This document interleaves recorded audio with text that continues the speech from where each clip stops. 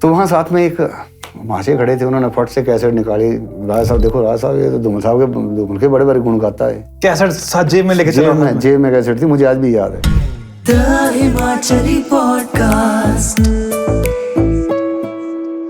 मैं नया नया स्टार बना था। स्टार इन सेंस के डिमांड बड़ी भारी थी।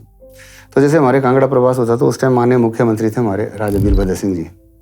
तो कांगड़ा प्रवास जब होता था तो उसमें ना मंत्री लोग शाम को अपने घर में डिनर देते थे। जो भी गवर्नमेंट आती थी तो उसके लिए मतलब डिनर होता था। अब उस डिनर में मुझे बाई ऑर्डर जाना पड़ता था कि भी मुझको वहाँ पे भेज दो। तो मेरे लिए व्यवस्था कोई नहीं होती थी, मैं किस व्हीकल से जाऊँगा, कैसे जाऊँगा, कोई मतलब नहीं। जो हमारा बॉस होता था उसने हाँ आपको उधर जाना है।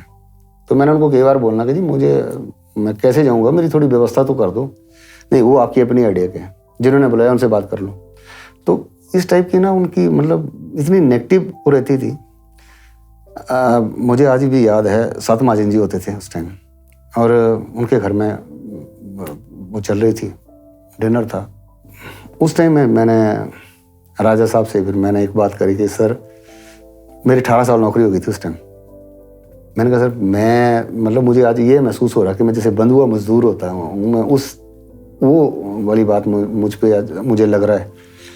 वो एकदम से वो जा रहे थे, एकदम से रुक गए कि क्यों, ऐसा क्यों? तो मैंने कहा जी जब से कांगड़ा प्रवास शुरू हुआ है, आपको पता है हमारी जो पीआर की टीम है वो मॉर्निंग से लेकर शाम तक आपके साथ साथ होती है। अब आपने खा लिया, अब आप जा रहे हैं आराम करने। मेरा अभी तक कोई पता नहीं है मैं कहाँ रहूँगा, कहाँ खाऊँगा, कहाँ जाऊँगा। मॉर्निंग में फिर अगले प्रोग्राम पे मेरे को उसी टाइम पे जाना है, पहुँचना है, लेकिन मेरे लिए कोई व्यवस्था नहीं है। तो अब कई बार ना आदमी राजनीति का शिकार भी हो जाता है। उससे पहले धूमल साहब की गवर्नमेंट थी तो अब उस पब्लिसिटी के लिए ना हम गीत बनाते थे। तो मैंने गलती से गीत लिख दिया वहाँ पे, धूमल प्रोफेसर जुग जुग जीए तू तेरी सरकारा लोगों का जीतिया जीव। अच्छा। तो वो बड़ा पॉपुलर हुआ, मतलब बड़ा हिट हुआ उस टाइम। तो कांग्रेस विचारधारा के जो लोग थे उनको ऐसा लगा कि इसने व्यक्तिगत तौर पे गाया, जबकि मैंने बाई फोर्स बाई ऑर्डर वो उसको गाया था जी। तो शायद यही कारण था कि मेरी उन्होंने रगड़ाई शुरू कर दी जब गवर्नमेंट चेंज हुई। अच्छा। जगह जगह घुमाओ, जगह जगह जाओ, जगह जगह। इवन मेरे को तो दुख तब होता था जब इवन कई जगह भागवत और कई भागवत कथाएं होती थी, वहाँ भी मतलब भेज दिया जाता था। तो वहाँ थोड़ा सा ना वो मुझे लगता था कि बड़ा ही दुरुपयोग हो रहा है। तो वहाँ साथ में एक महाशय खड़े थे, उन्होंने फट से कैसेट निकाली। राजा साहब देखो, राजा साहब ये तो धूमल के बड़े बड़े गुण गाता है। कैसेट साथ जेब में लेके चलो। जेब में कैसेट थी, मुझे आज भी याद है। तो मैंने कहा यार इन लोगों की क्या मानसिकता है। तो मतलब तो राजा साहब तो खैर बड़े ब्रॉड माइंडेड थे। उन्होंने बोला अच्छा ऐसा है तो हमारे भी गाओ, हमारे सरकार के भी गाओ। मैं कहा जी मेरे को तो जो आदेश होगा मैं तो पालन करूंगा। जब वो गए तो 15-20 दिन के बाद ऑर्डर आ गया कि जी आप आओ, सरकार के पॉलिसीज के ऊपर गीत लिखो, बनाओ, रिकॉर्ड करो, इसकी वीडियो बनाओ, वो दिखाओ। चलो वो आगे हम चले गए। तो वहाँ फिर हमारे एक डायरेक्टर थे दिनेश मल्होत्रा जी। तो जब उन्होंने इंट्रोडक्शन वगैरह करी तो बोलते यार वो तू कहाँ फंसा भाई? मैं कहा सर ऐसा ही है। बोले तू भी इसी डिपार्टमेंट में? मैं कहा जी मैं इसी में हूँ। तो फिर उन्होंने एकदम से बात पढ़ दी, क्योंकि 15-20 लोग बैठे तो बोलते कलाकार कोई छोटा बड़ा नहीं होता यार, सब बराबर होते हैं, ऐसा कुछ नहीं है। पर जाती दफा जब वो गए तो मेरे को बोलते जरा मेरे चैम्बर में। तो सर तू यहाँ कहाँ फंसा भाई? मैंने कहा बोले तेरी एजुकेशन क्या, जो भी मतलब उन्होंने। तो उनका भी मैं बड़ा मतलब थैंक्स करता हूँ, उनका बड़ा शुक्रिया अदा करता हूँ कि उन्होंने भी मुझे बहुत ज़्यादा मोटिवेट किया। और राजा साहब से भी बात करी, मेरी प्रमोशंस भी हुई। तो मतलब कुल मिला के तो राजा साहब ने फिर कुछ किया? बिल्कुल, मुझे आर्टिस्ट से सीधा मेरे को APRO बनाया। अच्छा, राजा साहब ने क्लास 3 से सीधी क्लास 2 पोस्ट थी। बिल्कुल। अच्छा। तो मैं उनका इस चीज़ के लिए तो मैं एहसानमंद हूँ। मैंने सुना है राजा साहब के ऐसे किस्से सुने हैं बहुत सारे लोगों से। तो बिल्कुल। चलिए, हालांकि जो मेरे विरोधी थे उन्होंने तो बड़ा रोकने की कोशिश की, लेकिन एक बार राजा साहब जब सोच लेते थे, वो परख लेते थे। ऐसा भी नहीं कि किसी ने बोल दिया और कर दिया, ऐसा भी नहीं। वो उन्होंने खूब पहले परखा, फिर उन्होंने डायरेक्टर साहब को पूछा होगा कि भाई ऐसे कैसे हो सकता है? कहते नहीं है बाई ऑर्डर ही गा सकते हैं, ऐसे नहीं कर सकते कुछ भी।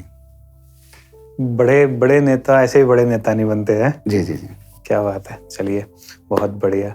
ये बड़ा इंटरेस्टिंग सा किस्सा सुनाया आपने सर। है यही सुनने के लिए आज बैठा हूँ यहाँ से, निकालो भी है। वो तो क्या कहते हैं अपना, फिर राजा साहब के गुणगान गाए?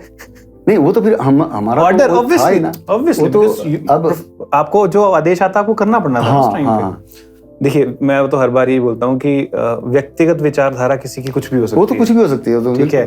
पर होता क्या है, ये जो बड़े नेताओं के आसपास जो ये तमगा लगा होता है ना लोगों का, ये आधे से ज्यादा चीजें जब खराब होती है ना किसी नेता की, जो मैंने ऑब्जर्व किया अपने एक्सपीरियंस से, वो यहीं पे होती है।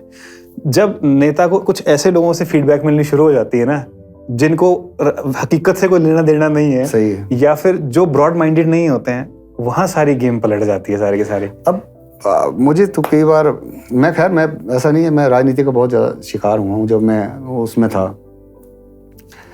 पर मैंने इस चीज़ की कभी, मैंने हमेशा ही अपने काम को तवज्जो दी और ऑनेस्टली मैंने काम किया।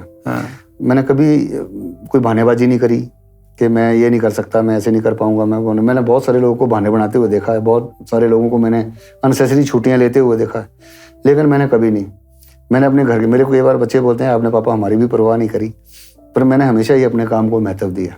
खैर परिवार को भी महत्व देना पड़ता है, लेकिन परिवार को आज भी कई बार रंज रहता है कि आपने अपने काम को ज़्यादा इंपॉर्टेंस दिया। आपने कई बार ना, बच्चे बीमार होते थे तो मैं वाइफ को बोलता था तुम ये पैसे लेके तुम डॉक्टर को दिखा लेना या तुम जाए आना, तो वो थोड़ी सी बात है ना, कई बार वो बाल मन में रह जाती हैं। बच्चों के दिमाग में वो चीज़ है ना, वाइफ ने तो भले ही ना बोला, लेकिन बच्चों में मन में वो चीज़ है कि पापा कई बार ना हम बीमार होते थे तो आप टूर पे चले जाते थे, आपको टूर बड़े प्यारे होते थे, तो कई बार वो ताने मार देते हैं। तो अटैक होता है आपके ऊपर अभी? नहीं, वो बिल्कुल होता है, क्यों नहीं होता, होना भी चाहिए। The Himachali Podcast.